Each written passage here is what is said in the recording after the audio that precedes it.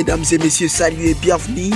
Vous êtes des dizaines de milliers d'internautes à nous suivre à ces pareils moments. Nous, c'est Surveillance.cd et médias des références à République démocratique du Congo. Chaque jour, nous offrons des enquêtes, informations politiques, économiques, sociales et culturelles qui permettent bien évidemment à nos lecteurs de mieux comprendre l'actualité du monde dans un clin d'œil. Dans ce énième numéro de podcast sur l'environnement, nous allons parler du changement climatique avec John Lufukaribou. Il est environnementaliste et défenseur des droits de l'environnement basé à Bunia, chef-lieu de la province de l'Ituri, est de la République démocratique du Congo.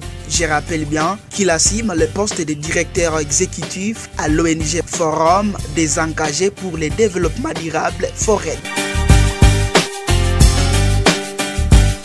Vous allez connaître qu'est-ce le changement climatique, les causes, les victimes, les solutions et recommandations formulées par notre invité. Elias Loaivweka, c'est mon nom. Je suis à la présentation.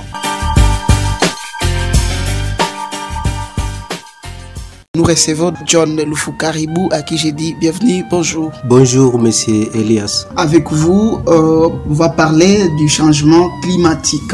Alors, est-ce que nous pouvons savoir à quoi consiste le changement climatique? Ok, merci beaucoup. Le changement climatique, qu'est-ce que c'est? Puisque on en parle beaucoup, Les changements climatiques, ce sont les variations à long terme de la température et des modèles météorologiques. Il peut s'agir de variations naturelles qui sont dues par exemple à celles du soleil ou des éruptions volcaniques massives en fait. C'est depuis 1800 qu'on parle de changement climatique en disant que les activités humaines constituent la cause principale de ces changements climatiques, essentiellement à raison de la combustibles fossiles et comme le charbon, le pétrole et les gaz.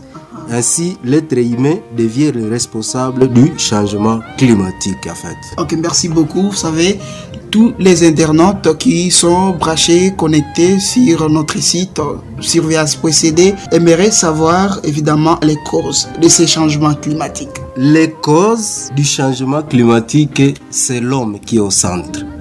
C'est-à-dire, ce sont les activités anthropiques. Alors, comment? Plus que l'homme veut se développer, alors il gaspille tout ce qui l'entoure, sans même prévenir le lendemain, l'avenir, ou ça pour voir ce qui est durable, il consomme. C'est pour cela que j'ai souligné que c'est depuis 1800 que les activités humaines, les activités anthropiques constituent maintenant la cause principale des changements climatiques. Et là, il ne faut pas en beaucoup parler que c'est toutes les activités. On a ciblé seulement les grandes activités. Par exemple, les combustibles fossiles. On a parlé du charbon, on a parlé du pétrole et du gaz. Ce sont là le plus grand moteur et cause du changement climatique. Comme c'est l'homme qui est au centre, est-ce que c'est toujours l'homme qui est la première victime? Exactement. Les victimes du changement climatique,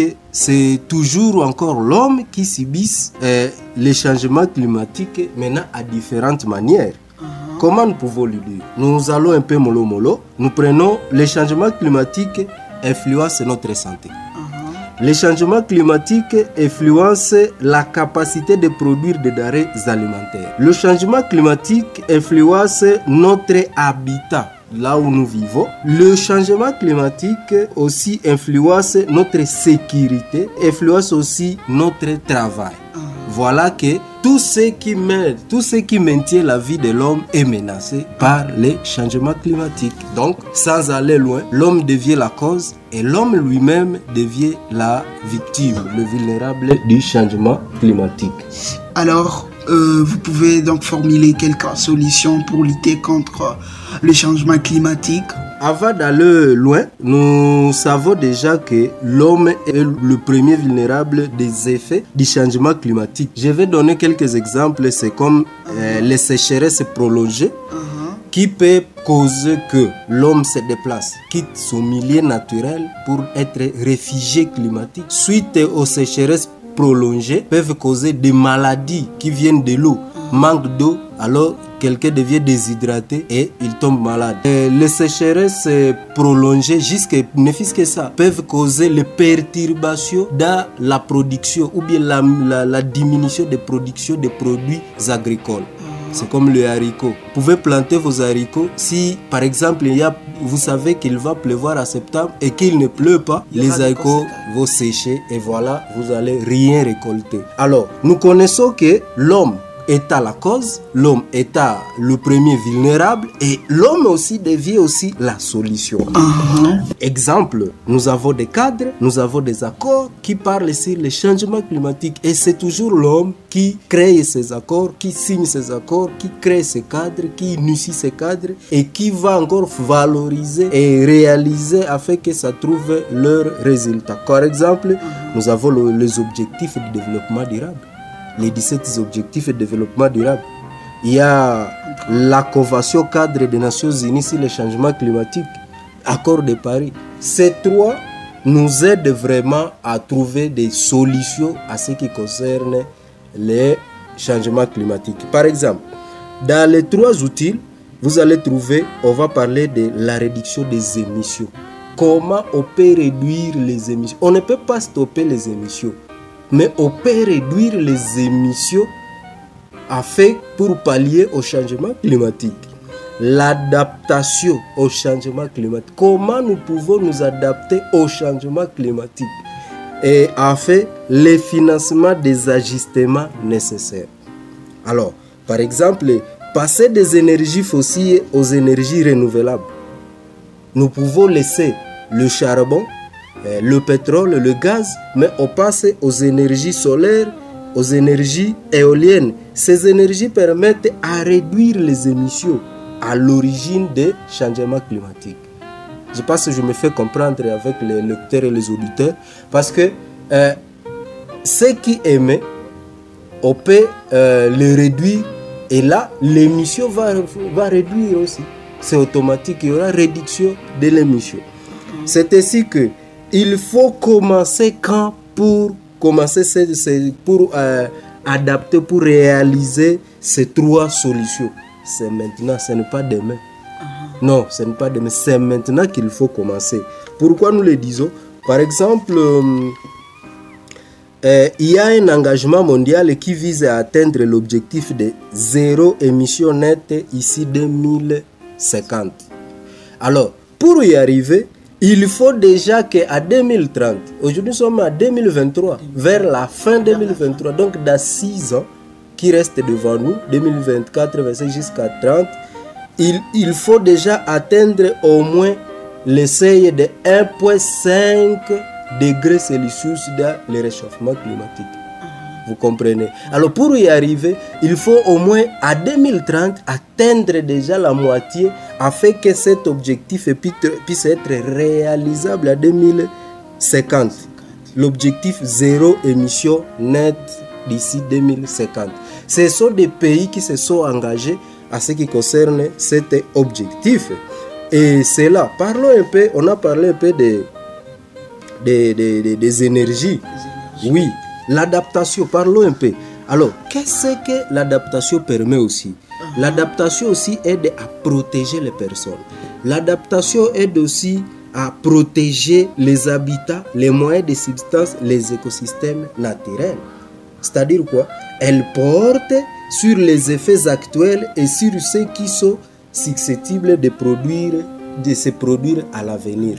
C'est-à-dire que grâce à l'adaptation, nous pouvons trouver aussi la solution de nous protéger nous-mêmes, attaques vulnérables, causes et solutions. Donc l'homme devient au centre de tout. Voilà. Alors, pour aller vers la fin de notre entretien, est-ce que vous pouvez formuler quelques recommandations, par exemple au gouvernement central, provincial? Merci beaucoup. La solution, c'est l'homme. C'est pourquoi nous pouvons aussi assumer le frais maintenant, ou bien nous pouvons aussi payer le prix fort ultérieurement.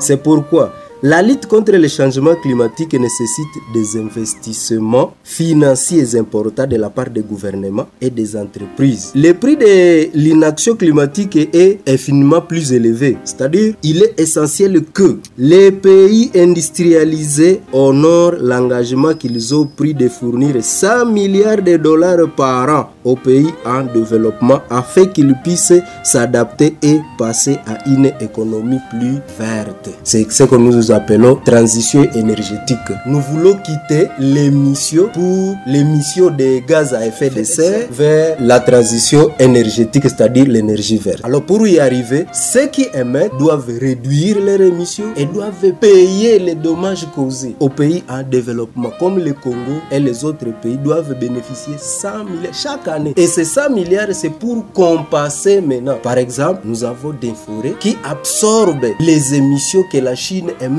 la France et les autres pays industrialisés. Maintenant, ils doivent payer pour qu'on continue à restaurer, à reforester, à maintenir tout ce qui est éléments ou écosystèmes qui maintiennent ces émissions, ces carbones-là, comme les zones humides, les mangroves, les tourbières, les forêts et tous les écosystèmes naturels doivent être maintenus maintenant afin que ça puisse absorber ce qu'eux émettent et pour qu'il y ait maintenant ce qu'on appelle équilibre écologique. Qu'est-ce que vous promettez à tous qui vous auditionnent pour la première fois? C'est à partir de ces droits d'être informés que nos communautés peuvent maintenant savoir qu'est-ce qu'ils peuvent faire. Merci. Merci beaucoup. Je vous remercie.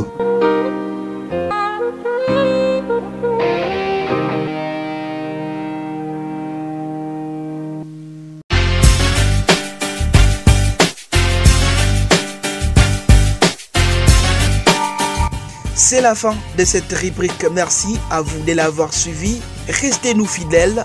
L'actualité est à continu sur www.surveillance.cd.